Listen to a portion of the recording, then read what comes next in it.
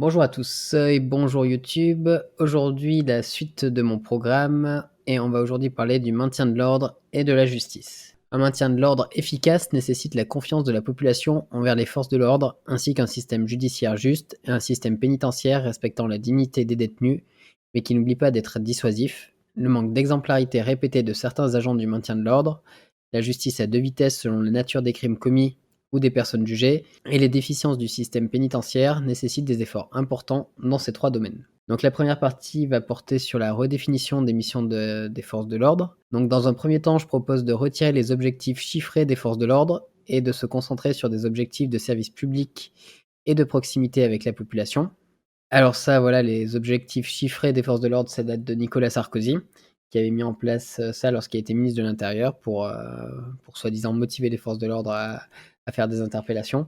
Il se trouve qu'aujourd'hui, ça ne fait que créer des tensions entre les jeunes fumeurs de cannabis qui peuvent potentiellement avoir des stupéfiants sur eux et les forces de l'ordre. Et ça ne sert qu'à renforcer les contrôles liés au cannabis principalement et au shit, etc. Donc je propose de les retirer. Ensuite, je propose de mettre en place des mesures favorisant le dialogue et la confiance entre la population et les forces de l'ordre, d'expérimenter le récépissé de contrôle d'identité pour limiter les contrôles aux faciès. Donc là, il faut savoir qu'il y a trop de contrôles aux faciès en France. La France a été réprimandée plusieurs fois, et là j'ai repris un article pour illustrer ça, mais il y en a des milliers sur Internet.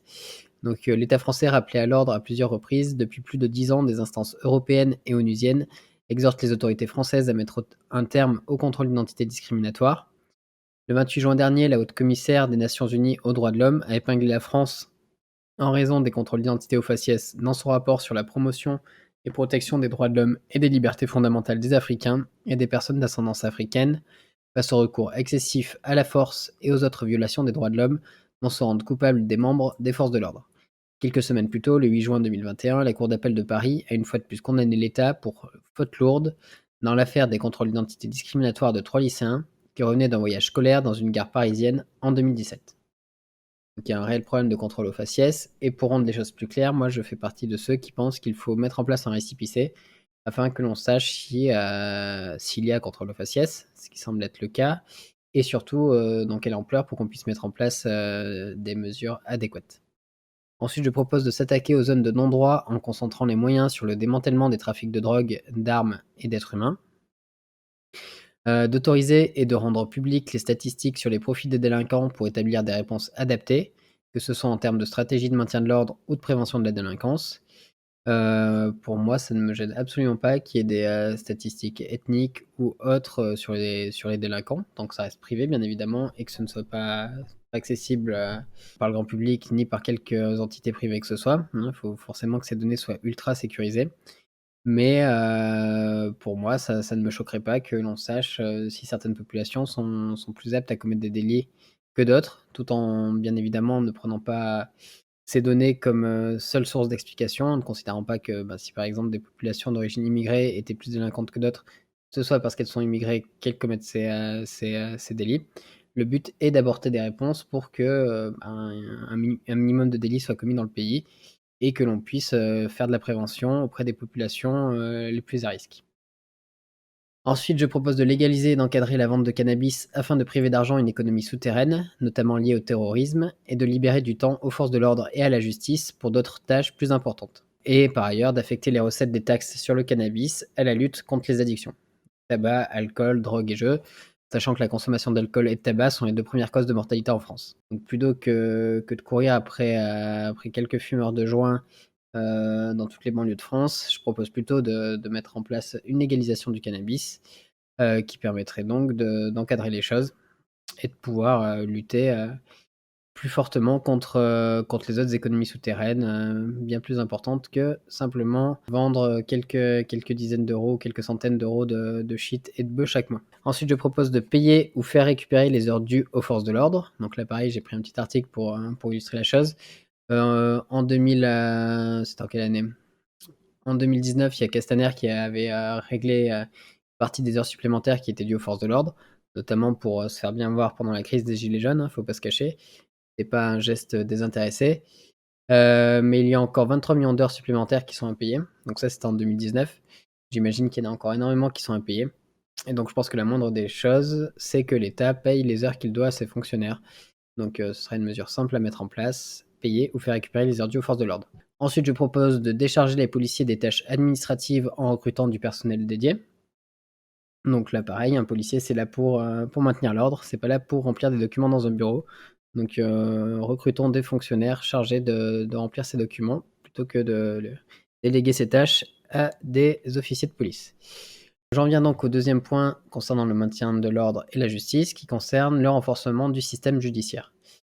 La France investit près de 2 fois moins d'argent par habitant que l'Allemagne dans son système judiciaire. Il faut le savoir, hein, on a un système judiciaire très pauvre en France, pour lequel on engage très peu de moyens.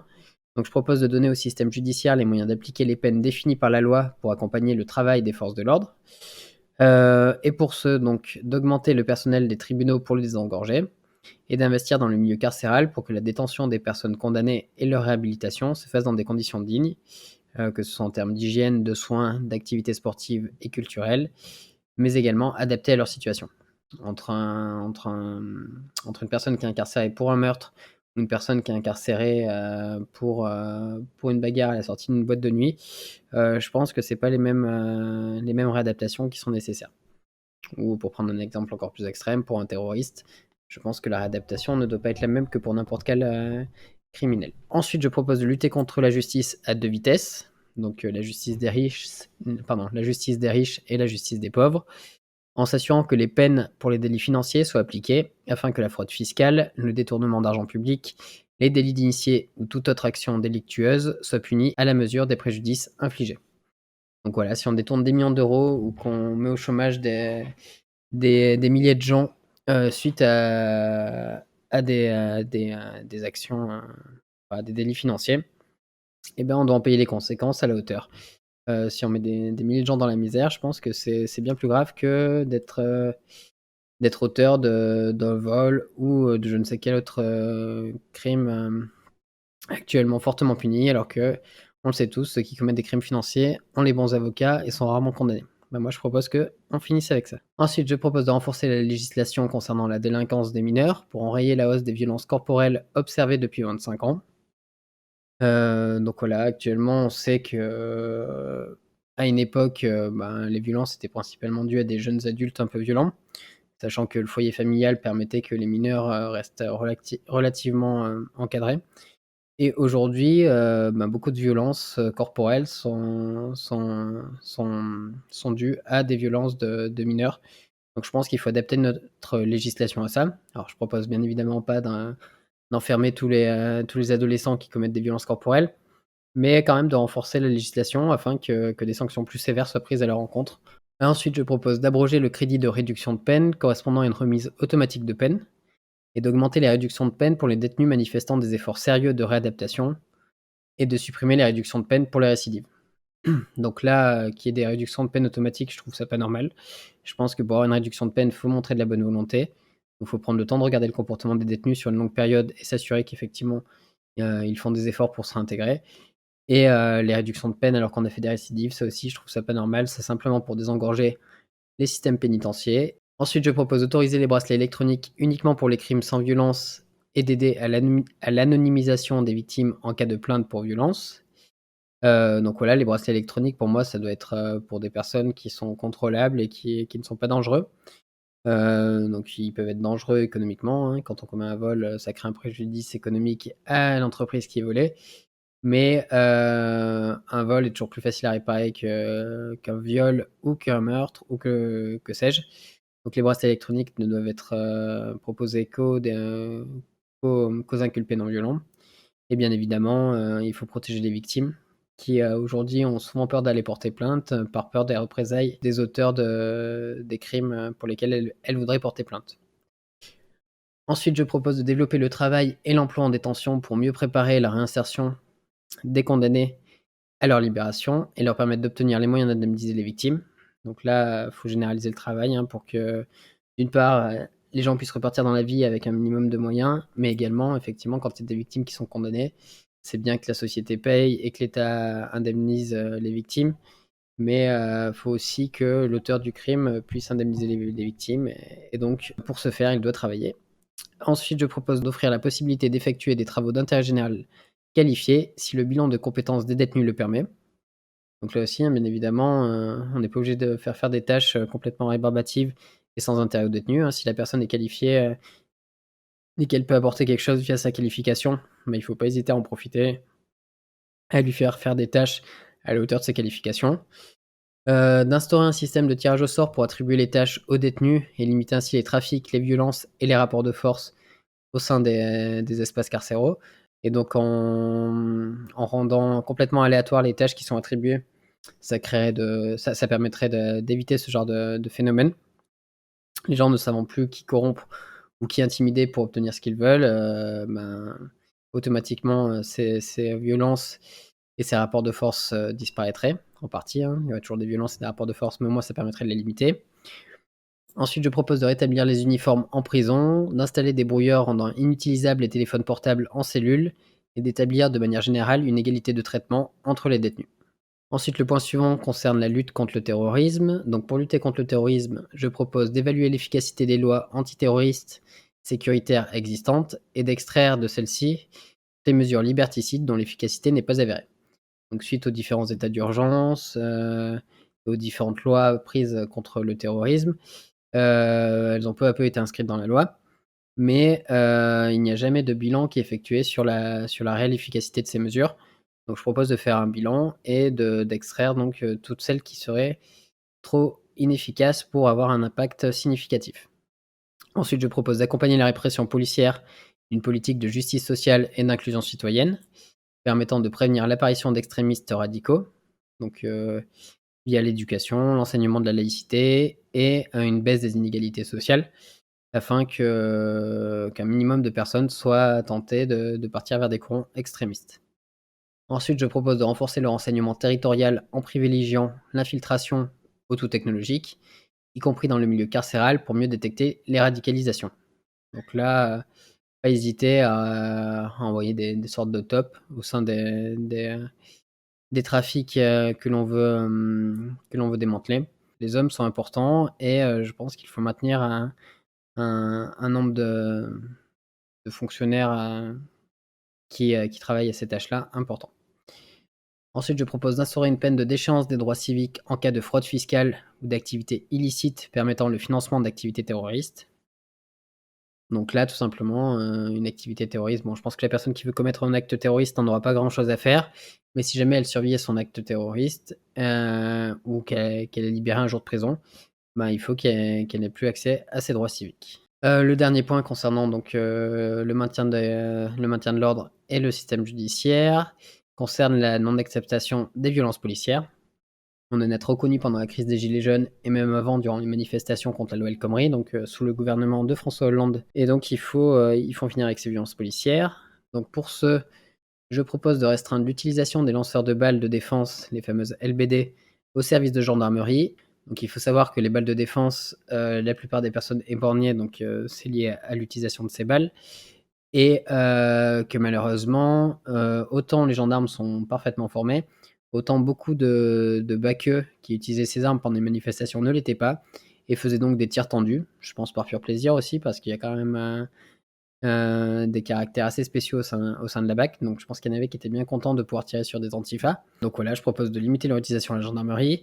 Et concernant les grenades de désencerclement, il faut savoir que c'est à la limite d'une arme de guerre et que donc c'est des grenades et que beaucoup de personnes ont été mutilées ne sachant pas ce qu'étaient ces projectiles et les prenant pour des fumigènes ou autre outil des forces de l'ordre plus inoffensif qu'une grenade. Et donc il y a eu beaucoup de mutilations à cause de ces grenades, et donc je considère qu'elles ne doivent pas être utilisées en manifestation. C'est une arme de guerre, ça doit être utilisé en période de guerre, pas pour maintenir l'ordre au sein de sa population. Ensuite, je propose lors des manifestations de s'inspirer des avancées contemporaines concernant le maintien de l'ordre pour passer d'une stratégie policière coercitive, comme on connaît aujourd'hui, à une stratégie de persuasion, de négociation et d'application souple de la loi, accompagnée d'interpellations en marge de l'événement. Donc, quand je dis en marge de l'événement, c'est pas en marge de l'événement comme aujourd'hui, où il y a des interpellations préventives qui sont effectuées sur des gens, parfois complètement aléatoirement, parfois des personnes effectivement un peu plus militantes que les autres. Et donc on essaie d'exfiltrer avant même le début de la manifestation. Donc ce serait des interpellations en marge, une fois que la manifestation est finie, après avoir repéré les personnes auteurs de délit, on les interpelle et on les emmène au poste avec toutes les images nécessaires, s'il y a des images pour prouver, qu'ils sont bien l'auteur des faits. Ça évite, notamment beaucoup de violence parce qu'effectivement quand on interpelle quelqu'un en dehors d'une manifestation, bah, il y a pas une montée de tension comme il peut y avoir à l'avant d'un cortège, où les gens sont chauds bouillants, entre d'un côté les forces de l'ordre qui sont là pour, s'opposer au bon déroulement de la manif par certains aspects, hein, en créant une certaine tension et des antifas ou, autres, militants extrêmes qui, bien évidemment, n'ont qu'une envie, c'est que la manifestation dégénère et se battre avec des forces de l'ordre. Donc en faisant ces interpellations en marge de la manifestation, ça permettrait à la manifestation de se passer bien avec des forces de l'ordre plus distantes, plus de négociations et donc généralement, moins de violence et moins de blessés et tout le monde se porterait mieux. Enfin, je propose de rendre l'IGPN, donc la police des polices, indépendante du ministère de l'Intérieur, afin qu'il n'y ait pas de conflit d'intérêts et que la police soit réellement jugée pour les actes qu'elle commet. Il y a trop de non-lieux de policiers qui commettent des bavures et qui ne sont jamais réellement jugés par la suite. Donc voilà, c'était ma vidéo sur le maintien de l'ordre et la justice. J'espère qu'elle vous aura plu et prochainement je vous ferai une autre vidéo, alors il faut juste que je vérifie, sur la défense et la diplomatie. Continuez à vous intéresser à la politique, merci de m'avoir suivi et je vous dis à bientôt.